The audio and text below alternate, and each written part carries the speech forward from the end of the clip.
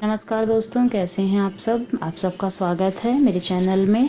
यहाँ पे नई नई ज्ञान की बातें होती हैं और नई नई चीज़ें बताई जाती हैं। अगर आपको वीडियो अच्छी लगती है तो आप लोग कमेंट्स बॉक्स में ज़रूर बताइए और चैनल को भी ज़रूर सब्सक्राइब कीजिए, जैसे आपको ये सारी चीज़ें मिलती रहें। और आज हम बात करेंगे पुनर्जन्म की, कि पुनर्जन्म में क्या होता है, कैसे होता है। जो व्यक्ति जन्म लेता है वह मृत्यु को तो प्राप्त होता ही है, ऐसा तो हम सभी जानते हैं कि जो इंसान जन्म लेता है, क्योंकि इसको धरती को मृत्यु लोक कहा गया है, तो मतलब जब हम जन्म लेते हैं तो उसके बाद तो मरते ही हैं। और मृत्यु के पश्चात व्यक्ति को दूसरा जन्म कौन सा मिलेगा, यह सब उसके जो कर्म होते हैं ना, उस पर निश्चित होता है। व्यक्ति को मृत्यु के पश्चात कौन सी योनि में जन्म मिलेगा, इस बात का उल्लेख जो है वो हमारे पुराणों में है। हमारे पुराणों में महर्षि व्यास ने बताया है कि व्यक्ति को किस कर्म में कौन सा जन्म मिलता है। महर्षि व्यास के अनुसार पराई स्त्री से संबंध बनाने वाले व्यक्ति को भयानक नरक में जाना पड़ता है। फिर उसे पहले भेड़िया, फिर कुत्ता, सियार, गिद्ध, सांप, कौवा और अंत में बगुले का जन्म मिलता है। इसके पश्चात उसे मनुष्य के जन्म की प्राप्ति होती है। अपने बड़े भाई का अपमान करने वाले व्यक्ति को कौच नाम के पक्षी का जन्म मिलता है और उसे 10 वर्षों तक इसी योनि में जीवन यापन करना पड़ता है। इसके पश्चात मनुष्य का जन्म उसे मिलता है।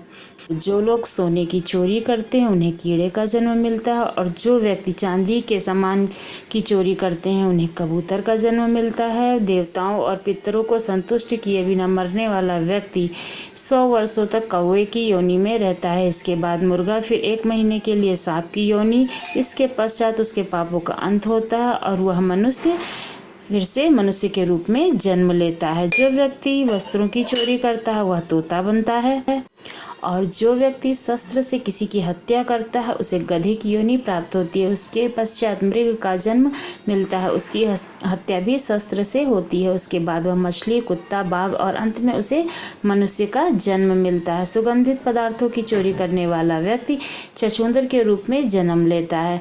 इसके पीछे हमारे पास एक कहानी है दोस्तों, कि जन्म किस तरह से हमें एक जन्म से दूसरे जन्म में किन कर्मों की वजह से जाना पड़ता है। तो मैं आपको वो कहानी सुनाने वाली हूँ। अगर आपको वो कहानी अच्छी लगेगी, और आपको ये भी बता दूँ, इस कहानी का और ये सारी बातें बताने का हमारा बिल्कुल मकसद नहीं है आपको डराना, बस ये इसलिए मैं आपको सुना रही हूँ। ये सारी बातें आप तक पहुँचाने का मतलब बस मेरा इतना है कि हमें बुरे कर्मों को बंद करके अच्छे कर्मों को करना चाहिए, और अच्छे कर्मों की तरफ प्रेरित करना हमारा इरादा है। हमें हमेशा सद्मार्ग पर चलना चाहिए और अच्छे कर्म करने चाहिए। दूसरों की बुराई नहीं करनी चाहिए, दूसरों के बुराई के बारे में सोचना नहीं चाहिए, और चोरी नहीं करनी चाहिए।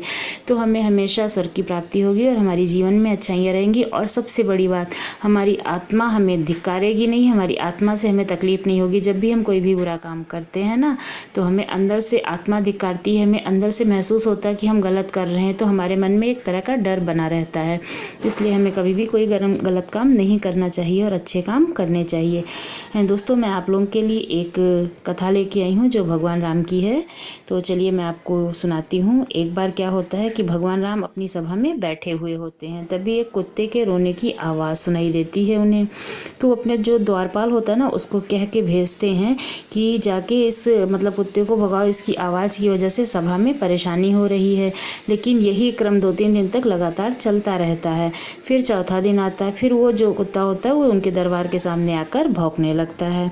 तो भगवान राम अपने द्वारपाल से बोलते हैं कि आखिर क्या बात है जो ये कुत्ता हमारे दरबार के सामने आके हर दिन भौंकता है, और हमारी सभा के सारे कार्य बाधित होते हैं, और जो हम लोग बातें कर रहे होते हैं, चर्चा कर रहे होते हैं, उसमें बाधा पहुंचती है। तो आज इस कुत्ते को यहाँ ले आना, आखिर ऐसी क्या बात है जो ये आके रोज़ यहाँ दरबार के सामने भौंकता है। तो द्वारपाल आया और कुत्ते से अंदर चलने को कहा। बोला कि भगवान राम ने हमें आदेश दिया है कि वो आपको अंदर लेके आए और वो आपकी पीड़ा को सुनना चाहते हैं। आखिर आपको क्या कष्ट है जो आप आके यहाँ पे रोज़ डेली भौंकते हो। तो उस कुत्ते ने कहा कि मुझे अंदर नहीं जाना है, मुझे अंदर जाने का आदेश नहीं है। आप जाकर भगवान राम से बोलो कि वो आके मुझे यहाँ पे मिले, मैं वहाँ पे नहीं जा सकता हूँ। तो वो गया द्वारपाल, उसने जाके कुत्ते की कही हुई सारी बात भगवान राम से कह सुनाई। तो उन्होंने कहा कि तुम चलो, मैं भी साथ में चलता हूँ। और उन्होंने एक छड़ी ली और वहाँ पर आकर जहाँ पे वो कुत्ता था वहाँ पे आके खड़े हो गए और उससे बोले कि ये क्या हुआ, जो है जो आप मुझे यहाँ बुलाए। तो भगवान राम से वो जो कुत्ता था वो बोला कि आपकी बहुत कृपा है प्रभु जो आप यहाँ पर आए। मैं आपको बताना चाहता हूँ कि एक सन्यासी है जिसने मुझे पैर पर पत्थर मारा है, जिससे मेरे पैर में चोट लग गई है और यह रक्त बह रहा है, जबकि मेरी कोई भी गलती नहीं थी, लेकिन फिर भी उस सन्यासी ने मुझे बिना मतलब सज़ा दी। तो फिर भगवान राम ने अपने दरबार के सेवकों से कहा कि उस सन्यासी को यहाँ पर बुलाया जाए।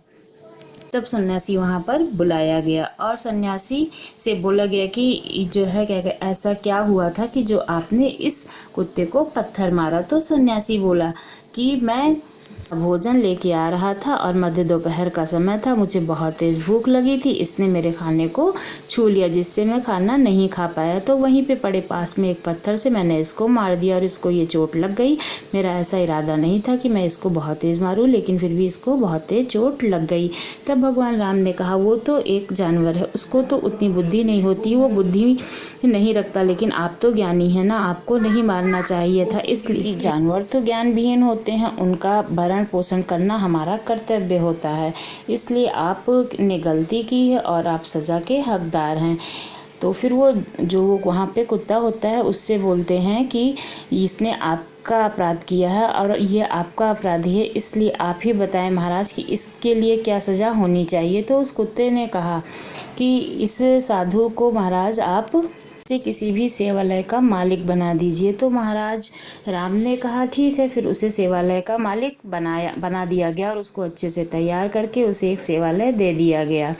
वो जो साधु था वो बहुत ही खुश हुआ, उसको लगा कि मुझे बहुत अच्छी जगह मिल गई है और इस कुत्ते ने तो मुझे बहुत अच्छी जगह दे दी है। फिर सब लोग दरबार की तरफ चले गए। तभी जो भगवान राम के जो सैनिक थे उन्होंने कहा कि उस साधु ने तो इस कुत्ते को मारा था, लेकिन इसने फिर भी उसे सेवालय का राज दे दिया, तो आप बताइए महाराज उसने ऐसा क्यों किया। तो फिर भगवान राम बोले कि चलो फिर उस कुत्ते से ही पूछते हैं कि उसने ऐसा क्यों किया, उसको देवालय का मालिक क्यों बनाया। तभी उस कुत्ते ने कहा कि जो लोग देवालय के मालिक होते हैं वो दूसरों का धन हजम करने वाले होते हैं, और जो लोग पराई स्त्री पर बुरी नज़र डालते हैं, दूसरों के बच्चे को परेशान करते हैं और अपने भाई का हिस्सा लेते हैं या कोई भी ऐसे दुष्कर्म करते हैं, उन लोगों को यही सज़ा मिलती है और वो दूसरे जन्म में कुत्ते ही बनकर पैदा होते हैं। इसलिए मैंने उसको देवालय का मालिक बना दिया। पिछले जन्म में मैं भी देवालय का मालिक था, इसलिए मुझे ये जन्म प्राप्त हुआ है, इसलिए मैंने इसे देवालय का अधिकारी बनाया, क्योंकि जो धन गरीबों के लिए आता है और भगवान को समर्पित होता है, जो लोग लाके दान देते हैं वो भगवान को उस धन को समर्पित करते हैं और गरीबों की सेवा के लिए वो धन होता है, उस धन से ये अपनी सुख सुविधाओं को भोगता है, इसलिए इसे नरक की प्राप्ति होती है और इसे फिर से पुनर्जन्म में आना पड़ता है और इसे कुत्ते का जन्म मिलता है पुनर्जन्म में। तो दोस्तों उस कुत्ते की समझदारी थी, उसने उसको अच्छा कर्म भी दिया, अच्छी जगह भी दी और उसे अगले जन्म में उसके कर्मों का फल भी मिल जाएगा। इस तरह से वो कुत्ता साधु बन गया और वो जो साधु इंसान था उसने कुत्ते को मार के और उसे तकलीफ पहुंचाकर और दूसरों का धन खाकर कुत्ता बन गया। दोस्तों जैसा मैंने पहले भी बताया है, इस कहानी को सुनाने के लिए ये सारी बातें बताने के लिए मेरा उद्देश्य बिल्कुल भी आप लोगों को परेशान करना नहीं है, सिर्फ इसलिए कि आप बुरे कर्म ना करें, इसलिए मैं ये कहानी आप लोगों के समक्ष लेके आई हूँ। तो दोस्तों आपको ये पुनर्जन्म की कथा कैसी लगी और हमें अपने कर्मों का फल मिलता है, क्या आप इस बात से एग्री करते हैं या नहीं करते हैं? आप लोग कमेंट्स बॉक्स में कमेंट्स कर ज़रूर बताइएगा। आपको क्या लगता है कि अगर हम बुरे कर्म करते हैं तो हमें उसका फल नहीं मिलता है, या हम बच जाते हैं, या हम अच्छे कर्म करते हैं तो हमारे साथ बुरा होता है? क्या आपको ऐसा लगता है? आप लोग ज़रूर बताइएगा। आपको ये कहानी कैसी लगी ये भी ज़रूर बताइएगा, और अगर अच्छी लगी हो तो मेरे चैनल को सब्सक्राइब करना ना भूलिएगा, बेल आइकन भी प्रेस कीजिएगा। धन्यवाद आप लोगों का।